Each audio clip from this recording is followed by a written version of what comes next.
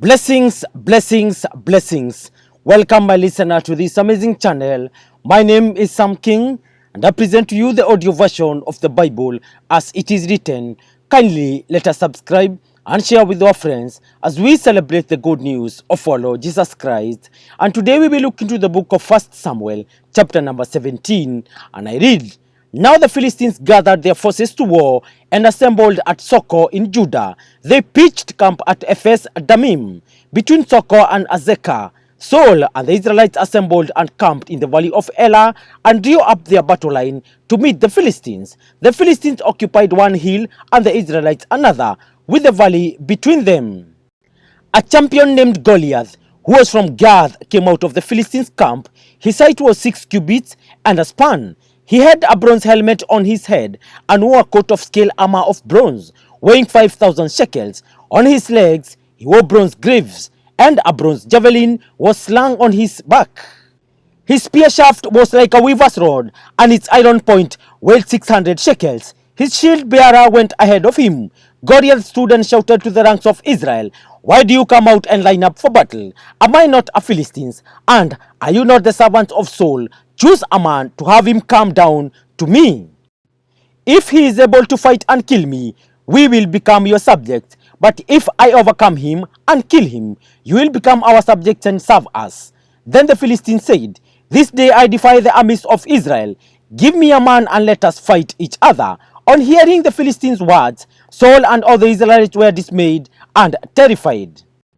Now David was the son of an Ephraimite named Jesse, who was from Bethlehem in Judah. Jesse had 8 sons, and in Saul's time he was very old. Jesse's 3 oldest sons had followed Saul to the war. The firstborn was Eliab, the second Abinadab, and the third Shammah. David was the youngest. The 3 oldest followed Saul, but David went back and forth from Saul to tend his father's sheep at Bethlehem. For 40 days the Philistine came forward every morning and evening and took his turn. Now Jesse said to his son David, "Take this ephah of roasted grain and these 10 loaves of bread for your brothers and hurry to their camp. Take along these 10 cheeses to the commander of their unit. See how your brothers are and bring back some assurance from them." They are with Saul and all the men of Israel in the valley of Elah, fighting against the Philistines. Early in the morning, David left the flock in the care of a shepherd, loaded up and set out. As Jesse had directed, he reached the camp as the army was going out to its battle positions, shouting the war cry. Israel and the Philistines were drawing up their lines, facing each other. David left his things with the keeper of supplies, ran to the battle lines and asked his brothers how they were. As he was talking with them, Goliath, the Philistine champion from Gath, stepped out from his lines and shouted his usual defiance, and David heard it. Whenever the Israelites saw the man, they all fled from him in great fear. Now the Israelites had been saying, "Do you see how this man keeps coming out? He comes out to defy Israel. The king will give great wealth to the man who kills him. He will also give him his daughter in marriage, and will exempt his family from taxes in Israel." David asked the men standing near him, "What will be done for the man who kills this Philistine and removes this disgrace from Israel? Who is this uncircumcised Philistine that he should defy the armies of the living God?" They repeated to him what they had been saying and told him, "This is what will be done for the man who kills him." When Eliab, David's oldest brother, heard him speaking with the men, he burned with anger at him and asked, "Why have you come down here? And with whom did you leave those few sheep in the wilderness? I know how conceited you are and how wicked your heart is. You come down only to watch the battle." "Now what have I done?" said David. "Can't I even speak?" He then turned away to someone else and brought up the same matter. And the men answered him as before. What David said was overheard and reported to Saul, and Saul sent for him. David said to Saul, "Let no one lose heart on account of this Philistine. Your servant will go and fight him." Saul replied, "You are not able to go out against this Philistine and fight him. You are only a young man, and he has been a warrior from his youth." But David said to Saul, "Your servant has been keeping his father's sheep. When a lion or a bear came and carried off a sheep from the flock, I went after it, struck it, and rescued the sheep from its mouth. When it turned on me, I seized it, by its hair, struck it, and killed it. Your servant has killed both the lion and the bear. This uncircumcised Philistine will be like one of them, because he has defied the armies of the living God. The Lord who rescued me from the paw of the lion and the paw of the bear will rescue me from the hand of this Philistine. Saul said to David, Go, and the Lord be with you. Then Saul dressed David in his own tunic. He put a coat of armor on him and a bronze helmet on his head. David fastened on his sword over the tunic and tried walking around, because he was not used to them.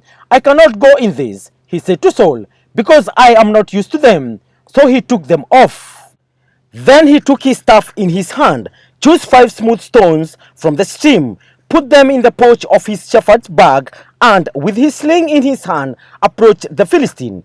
Meanwhile the Philistine, with his shield bearer in front of him, kept coming closer to David.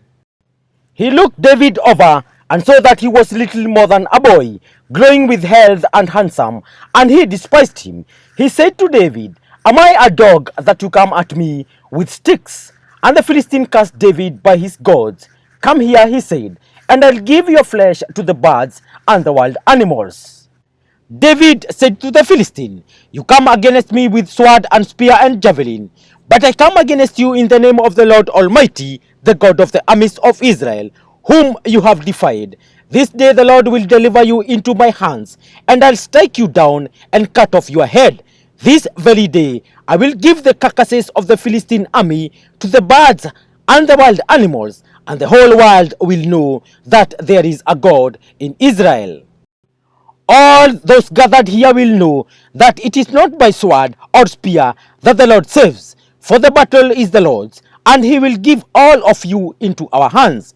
As the Philistine moved closer to attack him, David ran quickly toward the battle line to meet him. Reaching into his bag and taking out a stone, he slung it and struck the Philistine on the forehead. The stone sank into his forehead, and he fell face down on the ground.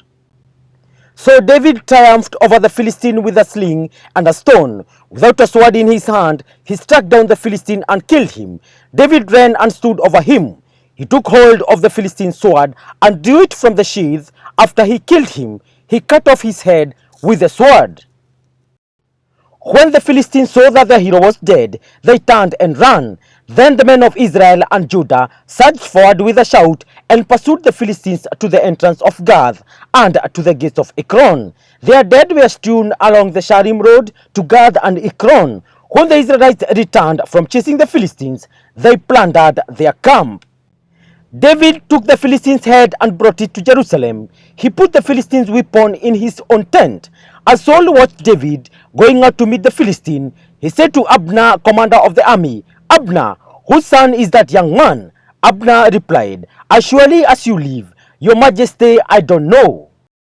The king said, Find out whose son this young man is. As soon as David returned from killing the Philistine, Abner took him and brought him before Saul, with David still holding the Philistine's head.